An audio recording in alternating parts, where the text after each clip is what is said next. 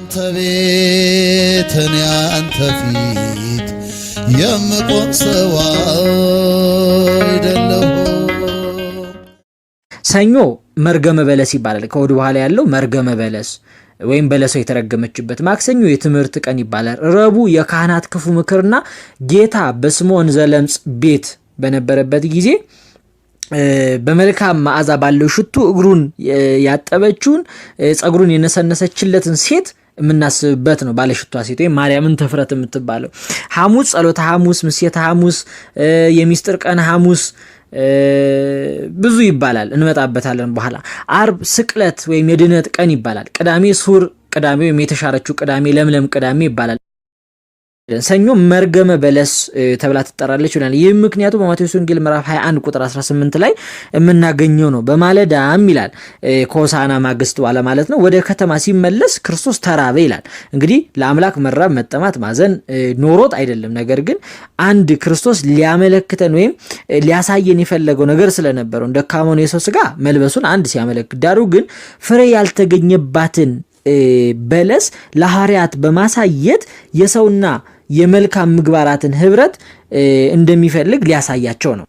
እንግዲህ ያችን በለስ የፈጠራት ክርስቶስ ፍሬዋን ይሰበስብ ዘንድ መጣ፣ ፍሬ ግን አጣባት ይላል። አጣባት። በዚህ ጊዜ ቅጠል ብቻ የነበረችውና ፍሬ የሌለባትን በለስ ለዘላለም ፍሬ አይገኝብሽ ብሎ በለሲቱን የዛን ጊዜ ሲናገራት ደረቀች። በለስ የተባለው እንግዲህ የሰው ልጆች ነው። የሰው ልጅ የፈጠረ ክርስቶስ እኛን ይጠይቀናል። ምን ተገበርኪ አይቴ ነበርኪ ይለናል። አንድም በዳግም ምጽአት፣ አንድም በሞታችን የት ነበርክ፣ የት ነበርሽ፣ ምን ሰራህ፣ ምን ሰራሽ? ይሄ የክርስቶስ ጥያቄ ነው። ስለዚህ ይህንን ጥያቄ ክርስቶስ ይጠይቀናል። በእርሱ ፊት ቆመን ሲጠይቀን ፍሬ የተባለውን ምግባር ከሃይማኖት ሳንይዝ በፊቱ ብንገኝ ለዘላለም ፍሬ አይገኝብሽ የሚለውን ቃል እንግዲህ ክርስቶስ ይናገረዋል ማለት ነው። ይህንን ቃል ከመስማት ጌታችን በቸርነቱ ይሰውረን፣ ከቅዱሳን እቅፍ በቸርነቱ ይጨምረን ያድርገን። ሐዋርያትም በለሷ ክርስቶስ ይህንን ቃል እንደተናገረ መድረቋን ሲመለከት ተደነቁ። ክርስቶስ ግን እምነት ቅንጣት ታክል ነው፣ ለዛውም ያለ ቅንጣት ታክል እምነት ቢኖራችሁ ይህንን ተራራ ከዚህ ነቅላችሁ ወደዛ ሂድ ብትሉት ይሄዳል፣ ይፈልሳል ብሎ አስተማራቸው። አባ ገሪማም ይህንን ቃል በተግባር ኖረውት አባ ገሪማ ገረምከን እስከሚባሉ ድረስ ተራራውን ከዚህ አንስተው ወደዛ ሲያፈልሱ ተመልክተናል።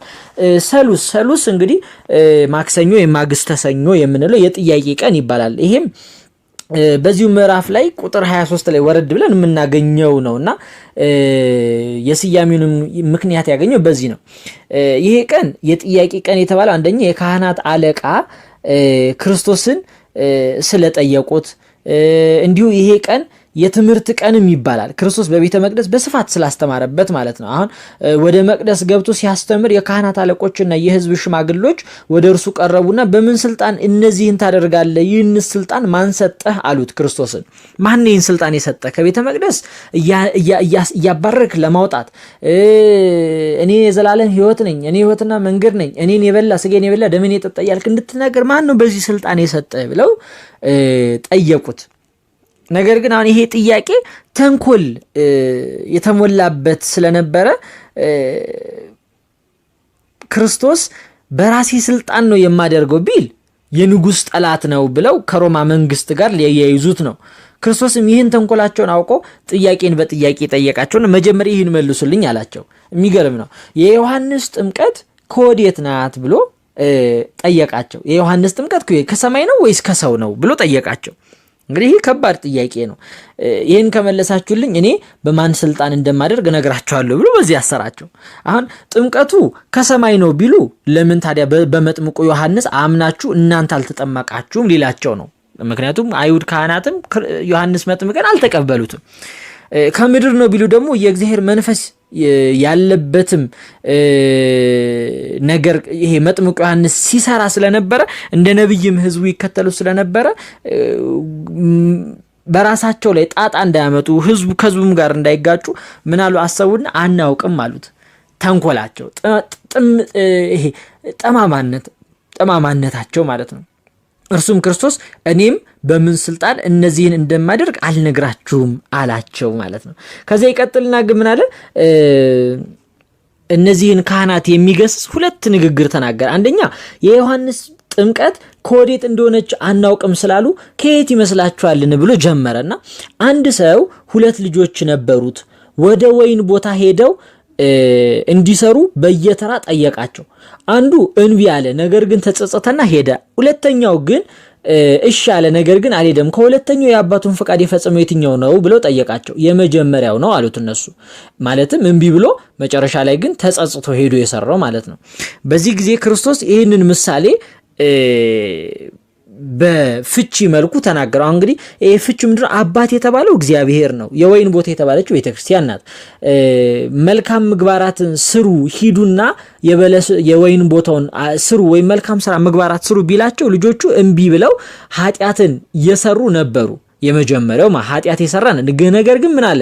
ተጸጽተው ወደ መልካም ስራ የተመለሱ ነበሩ ብሎ ወደ ዮሐንስ ጥምቀት የመጡትን ቀራጮችና ጋለሞቶችን ይሄ ቀረጥ የሚቀርጡትና ዝሙተኛ የነበሩትን ጋለሞቶች እንዳለ መሰላቸው በዚህ።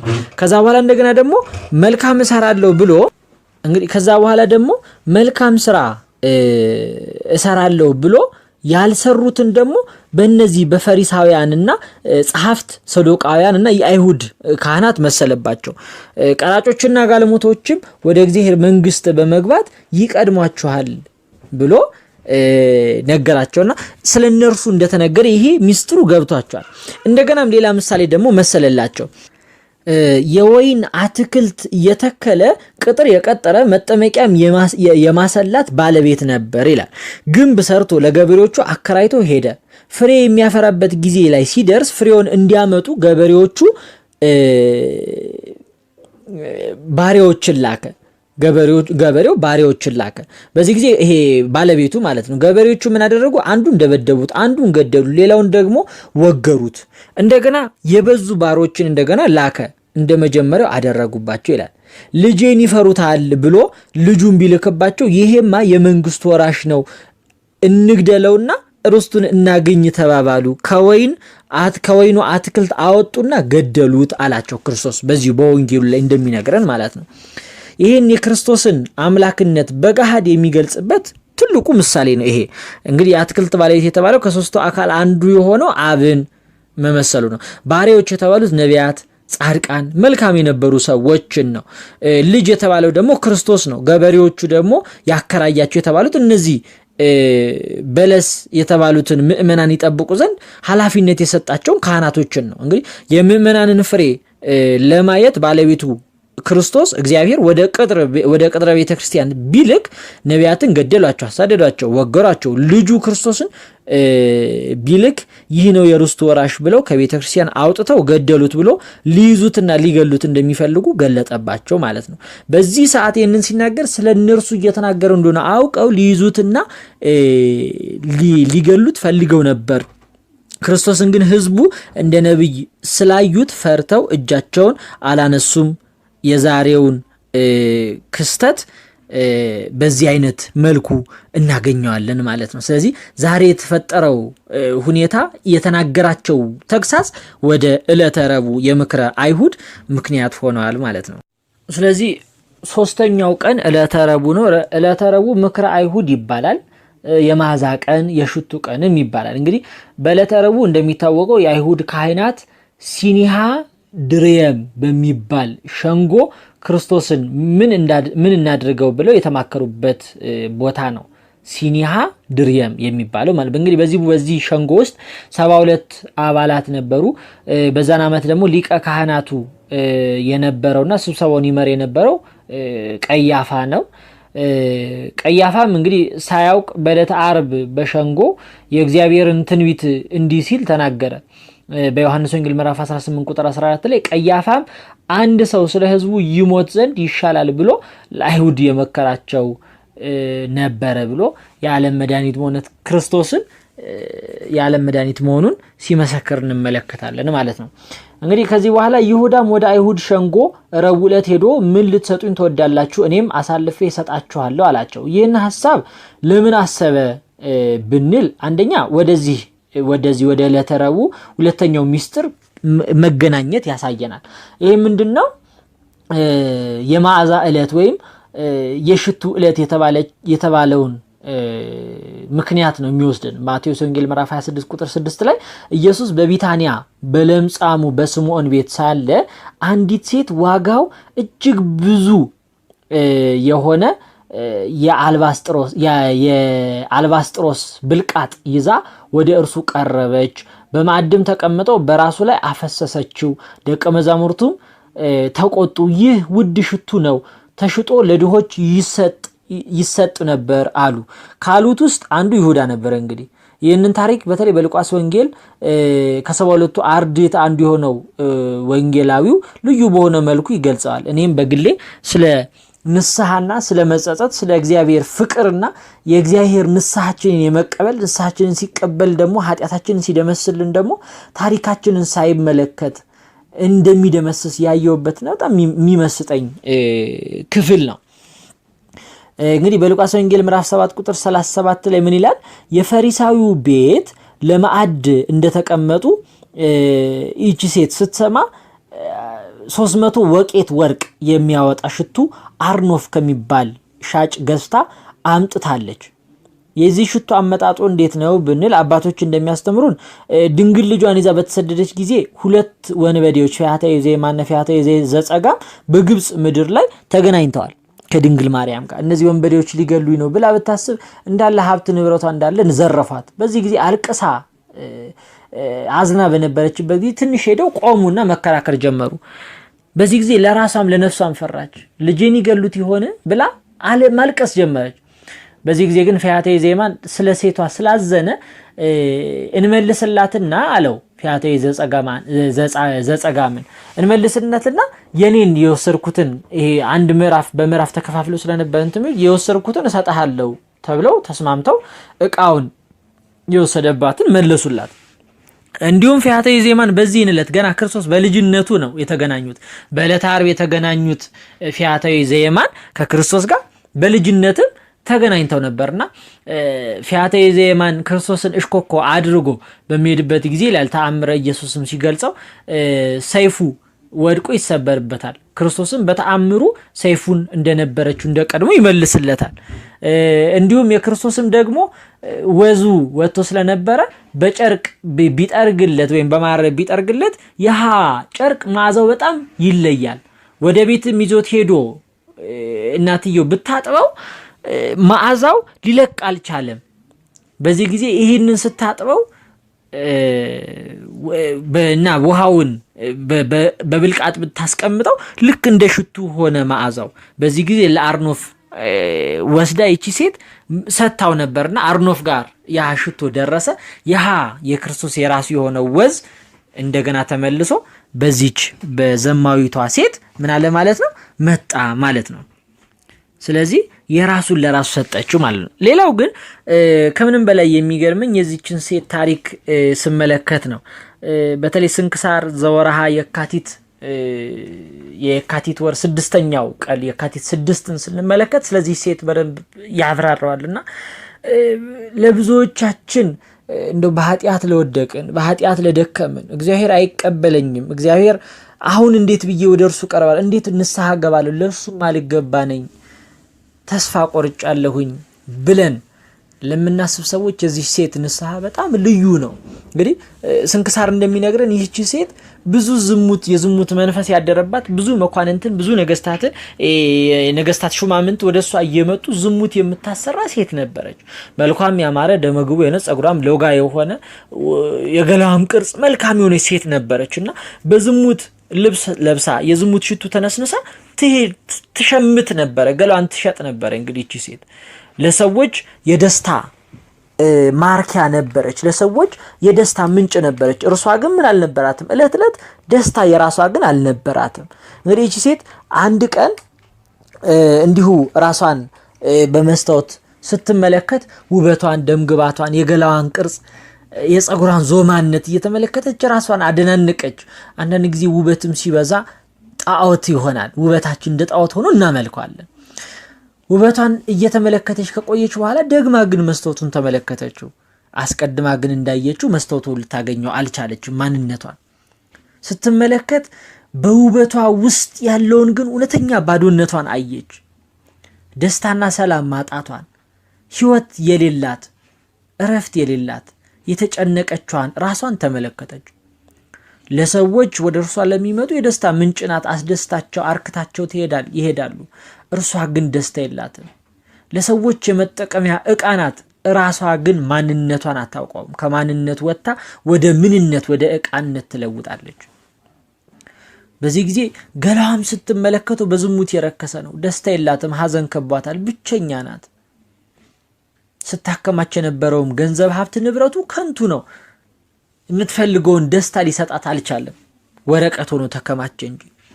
በዚህ ጊዜ ገላዋን ባየችው ቁጥር፣ ደጋግማ በተመለከተችው ቁጥር ማንነቷ ይቀፋት ጀመረ። ኃጢአቷ ይሸከካት ያንገላታት ጀመረ። በዚህ ጊዜ ክርስቶስ የሚባል ነብይ መጥቷል ተብሎ ነው እንደ ነብይነት የሰማችውና ይህንን ክርስቶስ ሰላሜን የሚሰጠኝ ከሆነ ታሪኬን የሚለውጠው ከሆነ እኔነቴን የሚመልስ የተጎሳቆለውን እኔነቴን የሚያነሳኝ ከሆነ ልጅ የሚለውን የአባት ፍቅር ያጣውን እኔነቴን ፍቅር በማጣት የቀዘቀዘውን እኔነቴን የሚያሞቅልኝ ከሆነ ይህንን ክርስቶስ ልፈልግ ብላ የሰበሰበችውን በዝሙት የኖረችበትን ብር ሰብስባ እንዳላወጣች 300 ዲናር ወቄት ወርቅ ነበር የነበራት። ይህንንም ወደ አርኖፍ ወስዳ ምን አደረገች? እንካ ሽቱ ስጠኝ አለችው። ተመልከቱ የዚችን ሴት ስንት ነው ውድህ ሽቱ አይደለም ያለችው። እንካ 300 ወቄቱን ወርቅ ሽቱ ስጠኝ ነው ያለችው። 200ም ሊሆን ይችላል ውዱ እኮ። ነገር ግን ይሄ የዝሙት ገንዘብ አልፈልገውም በቃኝ አለች። ዝም ብለህ ስጠኝ፣ ውድ የተባለውን ሽቱ ለውዱ ክርስቶስ ይዤ እሄዳለሁ አለች። ያንን ሽቱ ተቀብላ በመንገድ ስትሄድ የሰይጣን እንቅፋቱ አግኝታቸው አውርታቸው የማታውቃቸው ቢመጡ የምትሻቸው የነበሩት መኳንንቶች፣ ትላልቅ የተከበሩ ሰዎች ዛሬ ካንቺ ጋር ነን እያሉ የትላንትናን ማንነቷን እያሳሰቡ ያዳክማት ጀመር። እንግዲህ ይሄ የኛ ህይወትም ነው። ወደ ክርስቶስ ለመነሳት ስንፈልግ፣ ከታመምንበት የኃጢአት እስራት ወጥተን ክርስቶስን ለማግኘት ስንፈልግ፣ እረፍት ማግኘት ስንፈልግ፣ ጌታ ብለን አምላካችንን ከልባችን ከሰው እኩል መጥራት ስንፈልግ፣ በቤተ መቅደስ ሆነን ከሰው ጋር መዘመር ሲያሻን ወደ እግዚአብሔር እንዳንሄድ መነሳታችንን አይቶ ሰይጣን ሰዎችን ይልክብናል፣ የእሱን ሰራዊቶች ይልክብናል። ይህቺ ሴት ግን ብትፈልጋቸውም እነዛን ሰዎች የእነሱንም ገንዘብ ብትፈልግ ወዴት እንደምትመለስ ግን ታውቃለች። ወደ ትላንትና ወደ ጨለመ ማንነቷ ነው። ወደዛ ወደ ተጎሳቆለ ቤቷ ነው። ዕቃነቷን ወደሚያስታውሰው ማንነቷን ወደሚደመጥጠው ቤቷ ነው የምትመለሰው። ለዛ ያህም እያደከማት ገፍታ ሄደች። ክርስቶስ ወዳለበት ወደ ለምጻሙ ስምዖን ቤትም ሄዳ ስታንኳኳ ስምዖን ከፈተ። አንቺ ሴት እዚህ ምን ታደርጊያለሻል? እዚህ ቤት ማን እንዳላት ታውቂ ምን አላት። ማን እንዳላት ታውቂ ምን? ክርስቶስ ነው ያለው አላት። አንዳንድ ጊዜ ክርስቶስ ላንተ አይመጥንም የሚሉን ሰዎች አሉ። አንተ ኃጢአተኛ ነህ፣ ለዚህ ቦታ አትገባ፣ እንዴት አንተም ቤተክርስቲያን መጣ የሚሉን አሉ። ክርስቶስ ግን የልባችንን ቁስል ያውቃል። እንዴት ብለን እንደመጣን እንዴት ብለን መምጣት እንደምንፈልግ ያውቃል። መምጣት ባለመቻላችን እንጂ ሁላችንም ተሽለን አይደለም። ክርስቶስን ፍለጋ ወጥተን አቅም ስላነሰን የወደቅን ሰዎች አለን። ክርስቶስን ሁላችንም እንወዳለን፣ ከእግዚአብሔር ጋር መኖር እንፈልጋለን። አቅም ስላነሰን ግን በኃጢአት እንንደባለላለን። ያ ግን ክርስቶስን አንወደውም ማለት አይደለም። ስለዚህ ይህቺ ዘማዊቷ ሴት ገፍታ ሰላሟ እዛ እበራፉ አልፎ እንዳለ ተመልክታ ክርስቶስን ነው የምፈልገው ብላ ገፍታ መጣች። በዚህ ጊዜ ልዩ የሆነ የአምላክና የፍጡር የአባትና የልጅ ግንኙነትን በዚህ ሰዓት እንመለከታለን። ይህቺ ዘማዊቷ ሴት ማርያም እንተፍረት ክርስቶስን ስትመለከተው ማንነቷን ሳትናገር ከየት እንደመጣች እንዴት እንደመጣች ሳትናገር ክርስቶስ በሚራራና በሚያጠግብ አይኖቹ ሲመለከታት በአባታዊ ፍቅሩ ሲያናግራት ያ ሁሉ ሰው ተሰብስቦ ይህቺ ማን እንደሆነ አላወቀችም እንዴ እያሉ ሲያልጎመጉሙባት በዙሪያ ያሉት ሰዎች እንዳለ ተዘግተው ሚውት ሆኖ ነው የምንለው። ሚውት ሆነው ተዘግተው ድምፅ አልባ ሆነው ክርስቶስና ያቺ ማርያም እንተፍረት ልዩ የሆነ ግንኙነት ጀመሩ። በአይን ግንኙነት ብቻ ክርስቶስ መገባት። ልጄ ሆይ አውቅሻለሁ አላት። እንዴት እንደመጣሽ፣ እንዴት እንደተሰቃየሽ፣ እንዴት እንደተንገላታሽ፣ እንዴት እንዳንገላቱሽ አውቃለሁ። በኃጢአት እንዴት እንደታመምሽ አውቃለሁ። እንዴት ብለሽም እንደመጣሽ አውቃለሁ። ህመምሽን አውቃለሁ ልጄ አላት። ነገር ግን ምን እወድሻለሁ፣ ዛሬ ስለወደድኩሽ፣ ዛሬ የመዳንሽ ቀን ስለሆነ መተሻል ልጄ ሆይ አላት። አሳረፋት ክርስቶስ። የነፍሳችን ሰላም የሚሰጠን ክርስቶስ አሳረፋት። እኛንም እንዲሁ ሊያሳርፈን ልጄ ና ይለናል፣ ልጄ ነይ ይለናል። ላሳርፍሽ፣ ህመምሽን አይቼዋለሁ፣ ስቃይሽን፣ ጉዳትሽን አይቼዋለሁ፣ ሰዎች ያላዩትን እኔ አይቼዋለሁ። ሁላችንም የራሳችን ሆነ ሚስጥር አለን። ሁላችንም የራሳችን ሆነ እንቆቅልሽ አለን፣ ያልተፈታልን፣ እንዴት ማውራት እንዳለብን ማናውቀው። ሁላችንም የራሳችን ሆነ ጠባሳ ቁስል አለን። ክርስቶስን ያውቃል፣ ማስረዳትም አይፈልግም። ስለዚህ በአይኑ ሁሉን ነገር ነገራት። ምንም አላላትም፣ በአይኑ ነገራት። አይኑ አጠገባት፣ አረጋጋት። አምላኳን ስታይ መድኃኒት ከእርሱ ዘንድ እንዳለ አውቃ ታሪኳን እያሰበች በደሏን በፊት ለፊቱ ግልጥልጥ አድርጎ እንዳወጣባት እየተመለከተች አይኖቿ እስኪሞሉ ድረስ መንታ መንታ እያደረጉ እስኪያፈሱ ድረስ እንባዋን ማፍሰስ ጀመረች። ከበስተጀርባው ሆና እግሩ ላይ እንባውን ታፈስ ጀመረች። እንግዲህ ተመልከቱ፣ እንባው እግሩን እስኪያረጠብ ድረስ ምን አይነት የንስሐ እንባ ቢሆን ነው? ክርስቶስ ምንም ሳይነገር ሚስጥሯን ያወቃት አምላክን አውጥታ የተነፈሰች ሴት አወራችው፣ ተናገረችው፣ ተነፈሰችው። አምላኬ ሆይ ይሄ ነኝ እኔ ብላ ነገረችው። እኛም ለክርስቶስ ይሄ ነኝ እኔ እባክህ አድነኝ ልንለው ይገባል። ይፈልገናል፣ ያውቀናል። እኛን ተርጓሚ አይፈልግም ክርስቶስ። እግዚአብሔር ተርጓሚ ያውቀናል እኛን። በዚህ ጊዜ እቺ ሴት እንዲህ ብላ አነባች፣ እግሩንም በጸጉሯ ዳበሰች። ይሄ የዝሙት ጸጉር ነበር፣ አሁን ግን ላንተ አስገብሬዋለሁ፣ ያንተ ነው የሚሆነው ብላ ጸጉሯን ዳበሰች፣ በጸጉሯ ዳበሰችው። ብልቃጥንም የያዘችውንም ሽቶ ለመክፈትም ጊዜ አልነበራትም። ሰበረችውና በእጇ ላይ እንዳለ ጸጉሩ ላይ ነሰነሰችው። በዚህ ጊዜ ይሁዳም አንዱ ነበርና ይሄ 300 ወቄት ወርቅ የሚያወጣ ይሄን እኮ ቢሸጥ ምን ይል ነበር አለ፣ ለነዳያን ይሰጥ ነበር አለ። ከዚህ ውስጥ ይሁዳ አንዱ ነበር። ለምንድን ነው እንዲህ ያለው ብንል ከ110 የሱ ነበርና ከ330 የሱ ነበር 30 ወርቅ። ያቺ 30 ወርቅን ግን ስለተወሰደበት የአይሁድ ካህናት ጋር ሄዱ፣ ክርስቶስን ሊሸጥ ምክንያት አገኘ። እውነትም የተመኛትን ያችን 30 ሳንቲም ብር ለይሁዳ ሰጡት። ተመልከቱ። መጽሐፍ ቅዱስ ግን አስቡ አይደለም ይላል። በሌላ ክፍል ላይ ሌባ ሆኖ ነው እንጂ ይላል ስለ ይሁዳ ሲናገር። ሌባ ሆኖ የእጅ አመል ስለነበር ይሰርቅ ስለነበረና ነው። እና ይህችንም ሴት ስምዖንም ደግሞ በልቡ ምን አለ? እውነት ይሄ ክርስቶስ ነብይ ቢሆን ኖርማ ምን ይል ነበር? ይህች ሴት ማን እንደሆነች ባወቀ ነበር አለ። በዚህ ጊዜ ክርስቶስ ወደ ስምዖን ዞር አለና ስምዖን ሆይ አለው፣ አንድ ጥያቄ ልጠይቅህ አለው። እና ተናገር አለ። ስምዖን አንድ ምነግርህ ነገር አለ ሲለው፣ እንግዲህ አንድ ሰው ነበር አለ፣ ለሁለት ሰዎች ለአንዱ 500 ለአንዱ 50 አበደረው ዲናር።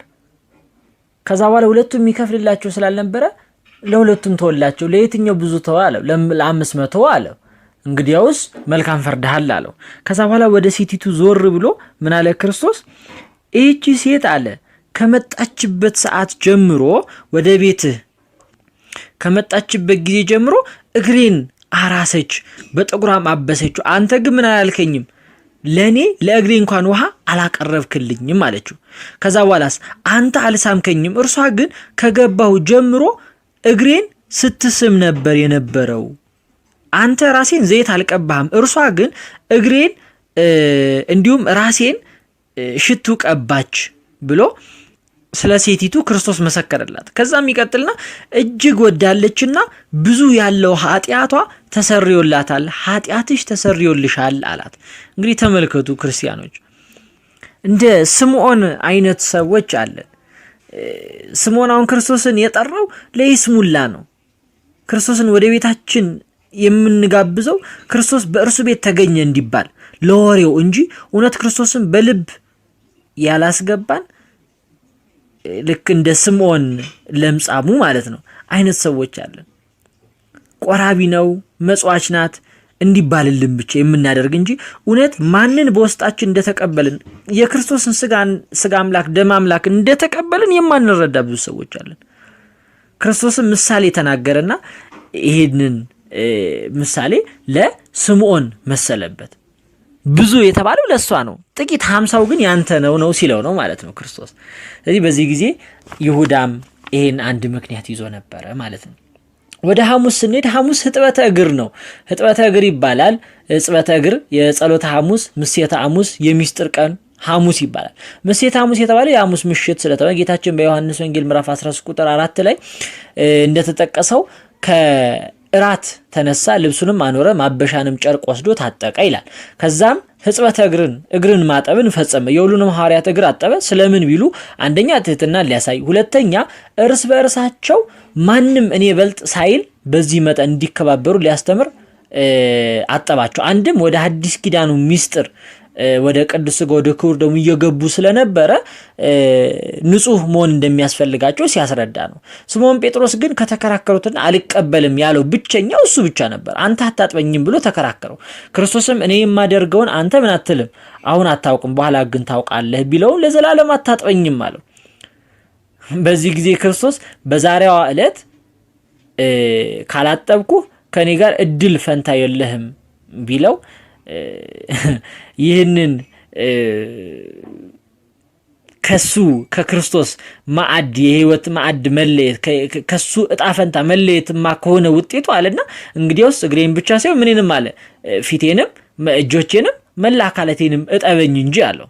ክርስቶስም ምን አለ? አይ መላ አካላት ብቻ ሳይሆን እግርህ ብቻ ይበቃል ብሎ እግሩን የታጠበ ሁሉ አካሉን ታጠበ ብሎ ክርስቶስ ይነግረዋል ማለት። ከዛ የሚቀጥል እናንተ ንጹሐን ናችሁ ግን ሁላችሁም አይደላችሁም ብሎ ይሁዳን በሚስጥር ክርስቶስ መናገር ይጀምራል።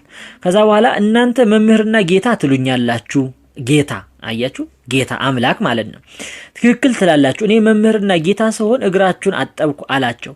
ከዛ በኋላ ወደ ሚስጥር ቀን እናልፋለን ማለት ነው። እንግዲህ ጌታ ትሉኛላችሁ ትክክል ናችሁ ማለት ነው። አዎ ክርስቶስ እኔ ጌታ ነኝ ማለት ነው። ስለዚህ ይሄ አምላክ አይደለም ለሚሉት ሚስጥር መልስ ነው ማለት ነው።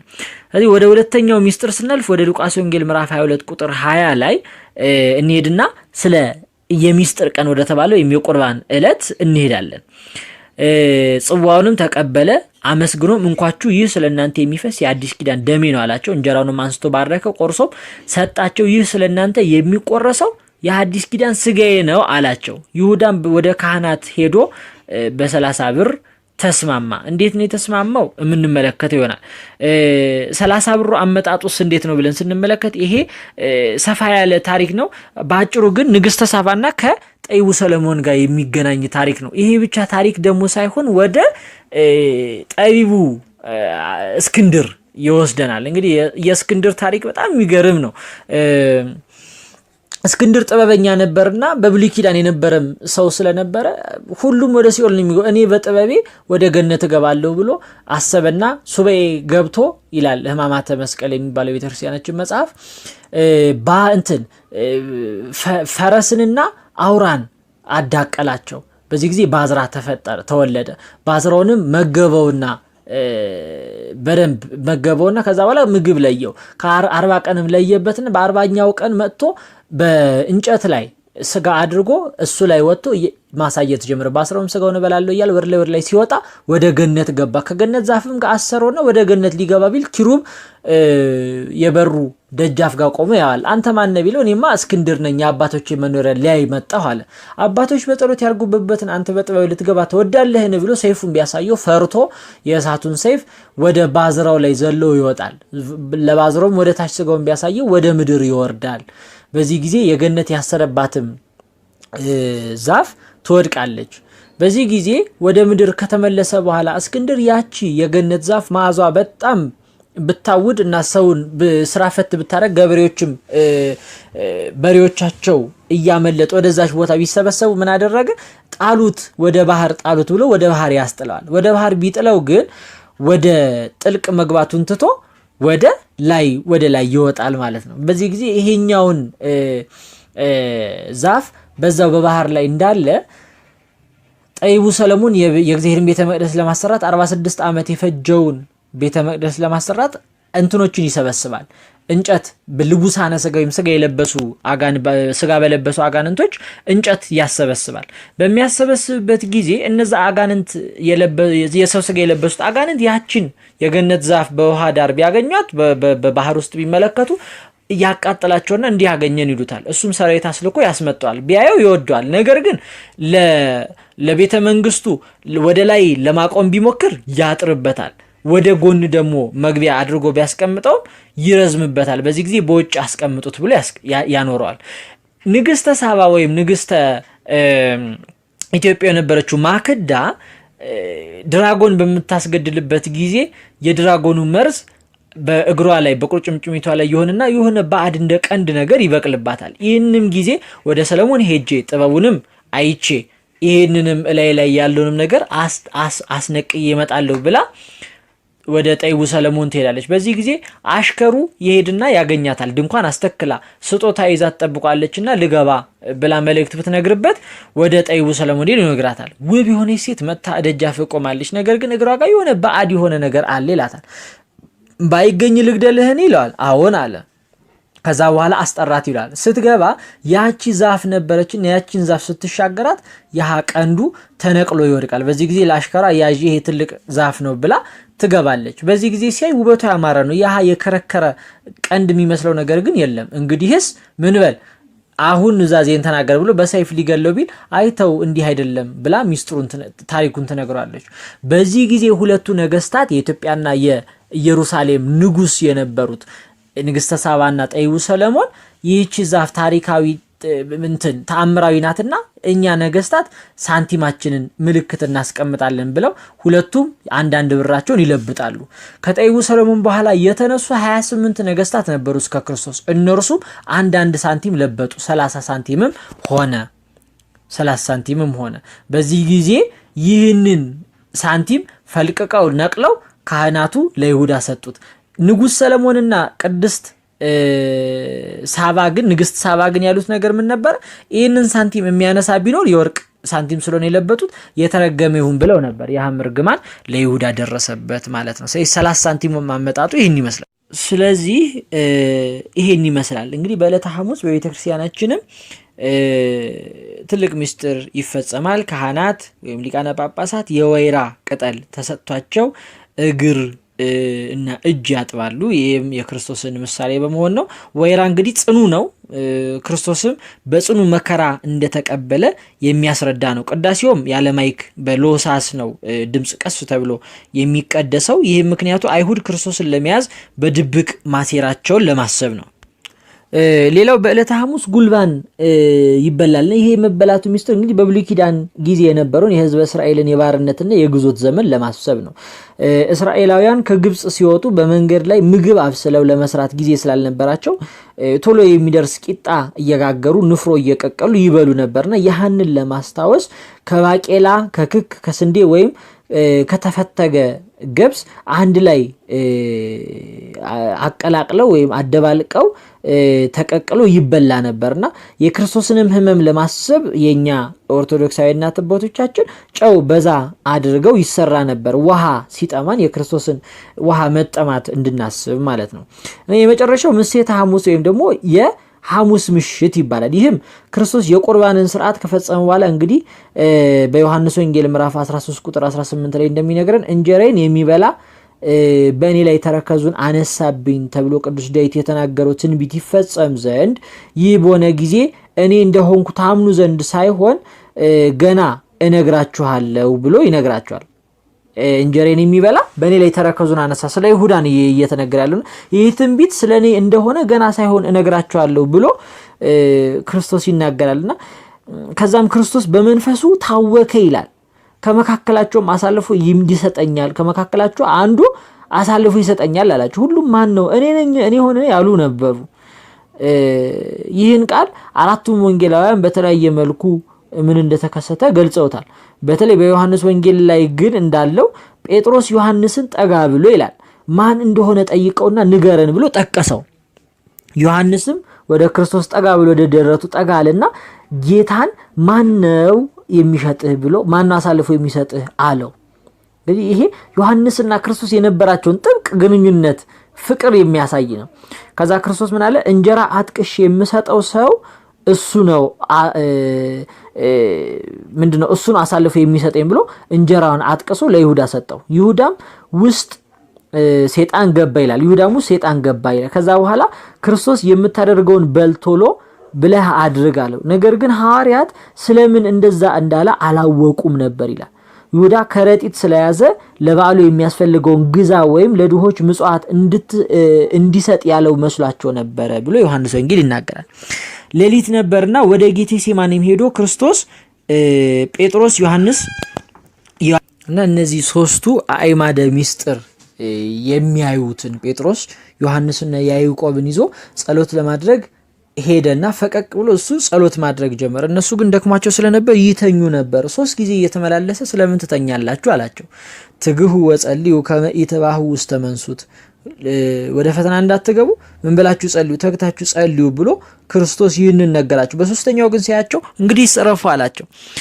ጠላት መጥቷልና እንሂድ ተነሱ ብሎ ይሁዳ ሰራዊቱን ይዞ እየመጣ እንደሆነ አውቆ ጠላት ደርሷል አላቸው። ይሁዳም ለጭፍሮቹ በነገራቸው መልእክት መሰረት ምስመው እሱ ነው ብሎ ስለነገራቸው መምህር ሆይ እንዴት አመሸ ብሎ አምላኩን በመሳም ለየ። ጭፍሮቹም ክርስቶስን ያዙት። መሳም ያስፈለገው በእርግጥ ዮሐንስና ክርስቶስ በመልክ ስለሚመሳሰሉ ስህተት እንዳይኖር ነው። ቅዱስ ጴጥሮስም ክርስቶስ ከዚህ በፊት ሰይፋችሁን በወገባችሁ ታጠቁ ሲል ብሎ ሲያስተምር ስለ እምነት ሰይፍ ሳይሆን ስለ ታማው ይሄ የስጋ ሰይፍ መስሎት ሰይፍ አዘጋጅቶ ነበርና ያው ጴጥሮስ ችኩል ነበር ይላሉ አባቶቻችን ሲያስተምሩና ያንን ሰይፍ መዞ ከዘገባው ብቻ ማልኮስ የተባለውን የሊቀ ካህናቱን አገልጋይ ጆሮ በሰይፍ መጥቶ ይቆርጠዋል። በዚህ ጊዜ ክርስቶስ ሰይፍን የሚያነሳ በሰይፍ ይጠፋል፣ ሰይፍህን በሰገባ ክተት ብሎ ጴጥሮስን ካዘዘው በኋላ የማልኮስን ቀኝ ጆሮ እንደ ቀድሞ አደረገለት ማለት ነው። ሐዋርያቱም በዚህ ጊዜ ሸሹ፣ ክርስቶስንም ይዘው ሄዱ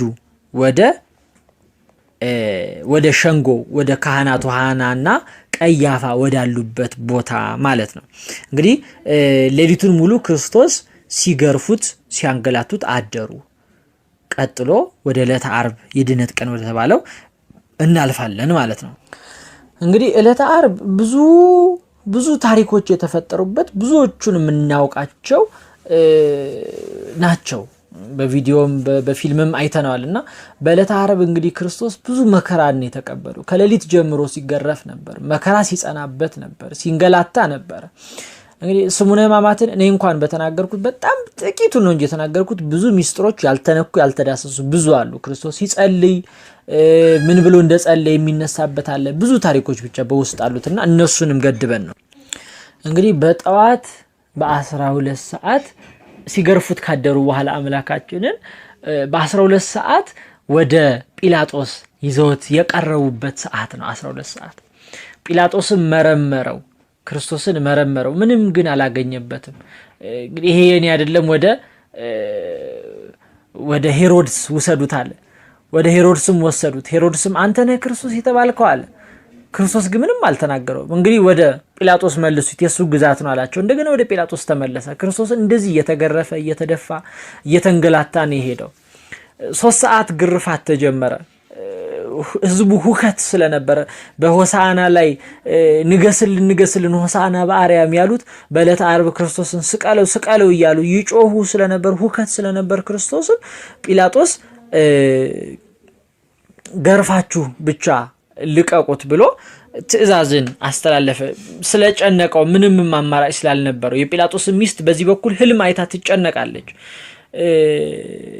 ይሄ እውነተኛ ጻድቅ ሰው ነው እያለች ትነግረው ነበርና እንግዲህ ከዛ በኋላ ከ3 ሰዓት ግርፋት ተጀምሮ የሾህ አክሊል ጉንጉን አድርገውበት ቀይ ሐር ልብስ አልብሰውት ንጉሶይ ላንተ ሰላምታ ይገባሃል እያሉ እየዘለፉ ከመስቀል ምርጥ መስቀል አድርገውበት የሾህ አክሊል ጭንቅላቱ ላይ አድርገው አንዱ ሾህ እንደውም ያንድን ሰው ሌባጣት ያክል ነበር ይላል ጭንቅላቱ ላይ ሰክተውበት በደንብ ወደ ውስጥ ደግሞ ህመሙ እንዲገባ በዱላ ወይም በዘንግ ጭንቅላቱን በሁሉም ዙሪያ እየቀጠቀጡት በደንብ ወደ ውስጥ ጭንቅላቱ ውስጥ ሰርስሮ እንዲገባ እንግዲህ አስቡት።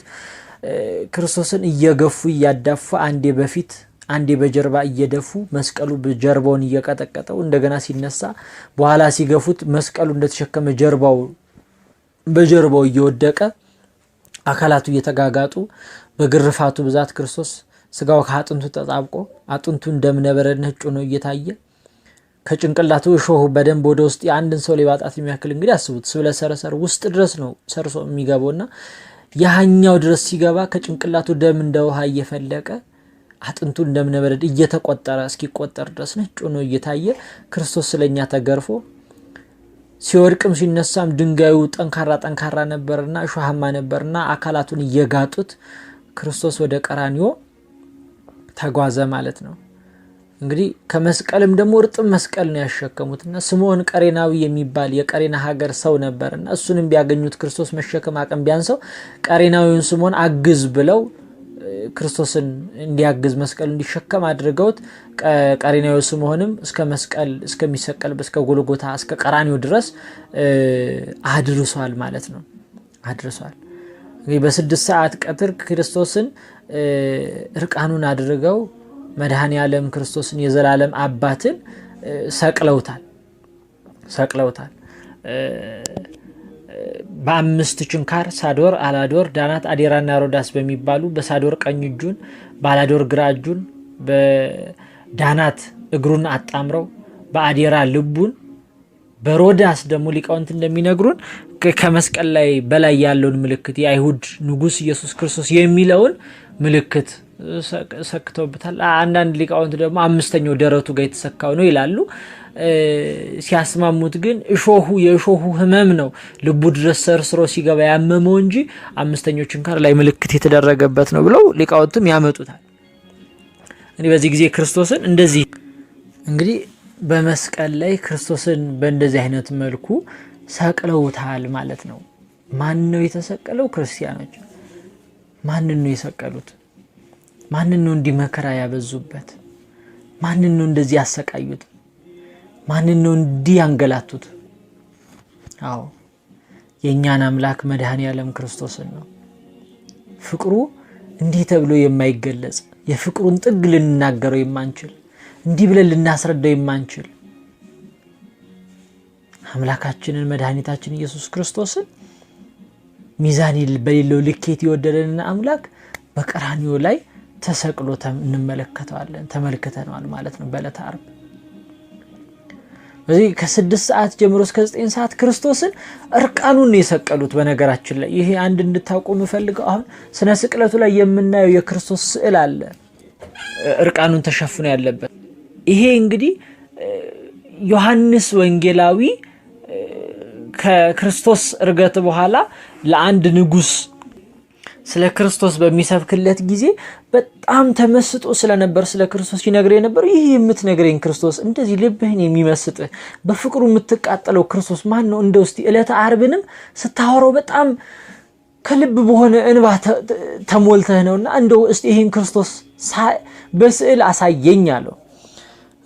ዮሐንስ ሰዓሊ ስለነበረ ውድ የሆነ ድንጋይ ጥርብ ድንጋይ መጥቶለት በዛ ላይ ክርስቶስን ስሎታል። በሚስልበት ጊዜ ልክ እርቃኑን ብልቶቹ እየታዩ በዕለተ ዓርብ በቀራንዮ እንደተሳለው ሆኖ ነበር የሳለውና ክርስቶስም ያ ስዕሉም ከስዕሉም ውስጥ ለዮሐንስ ተናግሮታል። የዛኔ በቀራንዮ እንደተሰቀልኩት በኢየሩሳሌም እንደተሰቀልኩት ዳግመኛ በሮም ሁለተኛ ጊዜ ተሰቅለኛለህን ብሎ ዮሐንስን ቢያናገረው ጌታ ሆይ ምን ላድርግ አለው። እርቃኔን ሸፍን ብሎ ነገረው። እንግዲህ ተመልከቱ፣ ከዚህ ጊዜ ጀምሮ ነው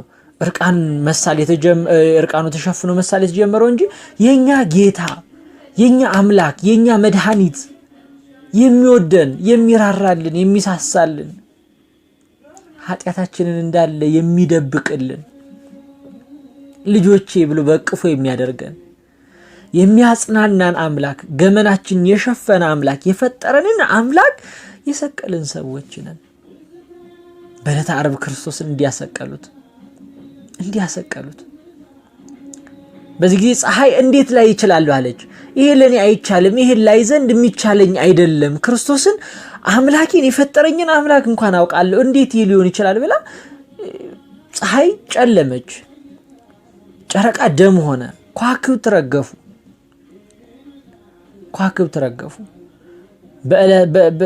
በተሰዓቱ ሰዓት በ9 ሰዓት መላእክትም እግዚአብሔርን ሊያመሰግዱ ቢወርዱ ክርስቶስን ተሰቅለው ቢያዩት መላእክት ወደ ምድር ተነጥፈው አብዝተው አምርረው አለቀሱ፣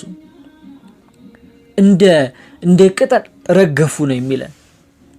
በዚህ ጊዜ ሚካኤል አርመመ ገብርኤል ተደመ ይላል። ሚካኤል ተገረመና በዝምታ ተመለከተ። ምን አይነት ትዕግስት ነው አለ። ምን አይነት ፍቅር ነው ለሰው ልጆች፣ ምን አይነት ፍቅር ቢኖር ነው አንተ አምላክ ሆነ ሳለ እንዲህ አይነት መከራን የተቀበልከው ብሎ ቅዱስ ሚካኤል መልአከ ምሕሩ ተደነቀ። ቅዱስ ገብርኤል ተደመ። ቅዱስ ገብርኤል ንዴት ያዘው። እንደው ጌታ ሆይ ያንተስ ፍቅርህ ጥግ በጣም ብዙ ነው፣ በፍጥረታት እስክትሰቀል ምን አይነት ላጥፋቸው ብሎ ሰይፉን አነሳ። አይሆንም ቢለው ክርስቶስ ያንተስ ምሕረት ብዙ ነው ብሎ ሰይፉን ወደ ምድር ጣለው። ያቺም ሰይፍ እስካሁን ድረስ ጥልቅ ስትወርድ ትገኛለች ይላሉ አባቶቻችን ሲያስተምሩን። ስለዚህ በ9 ሰዓት ጌታችን አምላካችን መድኃኒታችን ኢየሱስ ክርስቶስ ቅዱስ ሥጋው ከክብርት ነፍሱ ተለየች።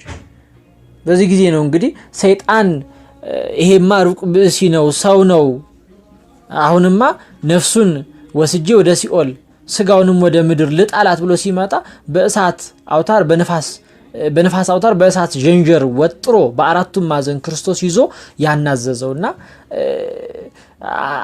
አንተስ የፍጥረታት ፈጣሪውን ከአምላክ እንኳን እንደዚህ መከራ መቀበል ቀርቶ ለደቂቃ እንኳን ልትቆም የማይገባ በዚህ ቦታ ላይ እኔ በደለኛ ነኝ ብሎ ለምኖ በራሱ ፍቃድ በሲኦል ያሉትን ነፍሳት ሊሰጥ ቃል የገባበት እለት ነው እቺም ሰዓትና ከሲኦል ያሉትን ነፍሳት ክርስቶስ በሰይጣን ቃል በሩሱ ፍቃድ የሩሱንም ፍቃድ ሳይነካ በሩሱ ፍቃድ በሲኦል ያሉትን ነፍሳት ክርስቶስ ያዳነበት ሰዓት ነውና በዕለተ ዓርብ ክርስቶስ ይህንን መከራ ተቀበለ።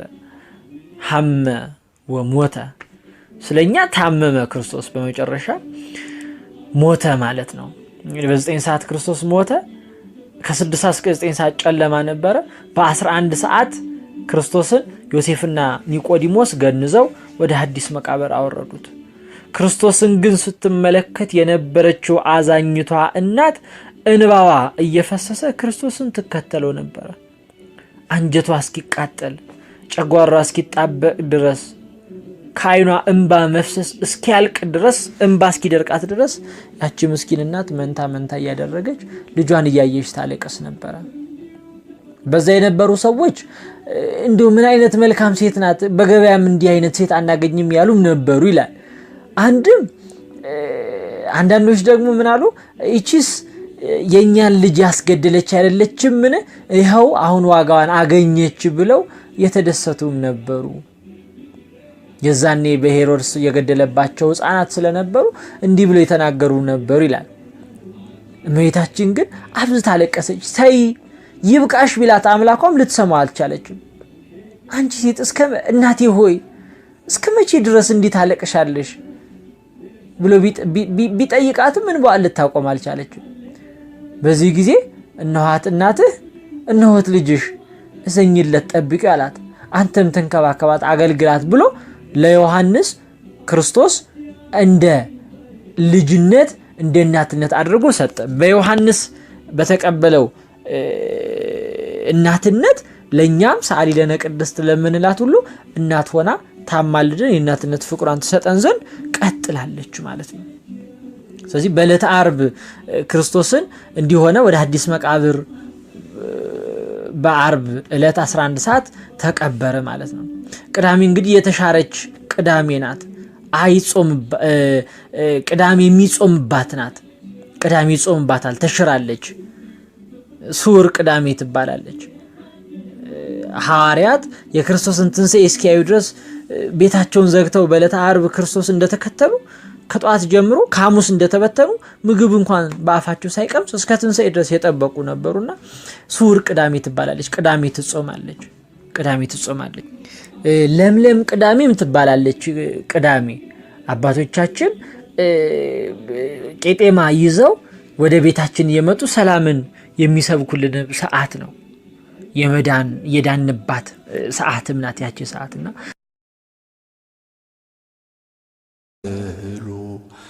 ኪሪየ ኪርያ ላይሶን ኪርያ ላይሶን ኪርያ ላይሶን ኪርያ ላይሶን ኪርያ ላይሶን ኪርያ ላይሶን እብኖዲናይን ኪርያ ላይሶን አነሳስቶ ላስጀመረን አስጀምሮ ላስጨረሰን ለልዑል እግዚአብሔር ክብር ምስጋና ይገባል ለዘላለሙ አሜን።